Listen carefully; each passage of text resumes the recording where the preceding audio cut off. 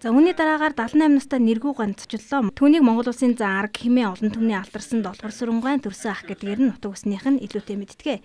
Нүүдлийн амьдрал дассан нэргүйга хөдөө гэрээсээ дөнгөж ирэх үеэр нь таарсан юм а. Монгол энэний ясаар минь тусаа мэдлэлцэн халуун дотн нэрээ өрнүүллээ. Монгол бүхий удамтай бага залуу насндаа барилдаж явсан энэ бураа хуульч мэрэгчлээ эймд Монгол Улсын 3 дахь ерөнхийлөгч энхээрт яралтай шийдэх олон асуудал байгаа талаар санал бодлоо хуваалцсан юм а.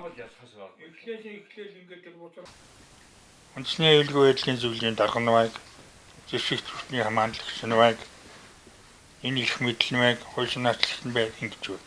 Гэхдээ ерөнхийлөгчд бол тэр одооны байдлаар хамгийн хурцлжил фильмдүүлэлтийг авчилж байгаа асуудал бол ерөнхийлөгчийн шүүх засаглалд толгойлдог, авилгатай эдэнцийг толгойлдог.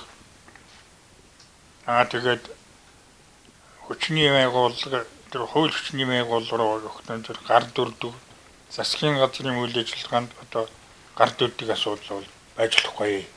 Энэ бол аюултай. Аюултай юм гэдгийг одоо бид ээр үзэж байна. За улмаар Монгол Ардын хувьсгал намын дарга энхүүр давчин хугацаанд тус сумын хэд хэдэн айлаар орж аж байдал ах амьдралтай танилцсан. Эрдэнэ нийслэлийн ард иргэд ажилласаг хөдөлмөрч аливаад санаачлагтай байдаг талаараа хэллээ.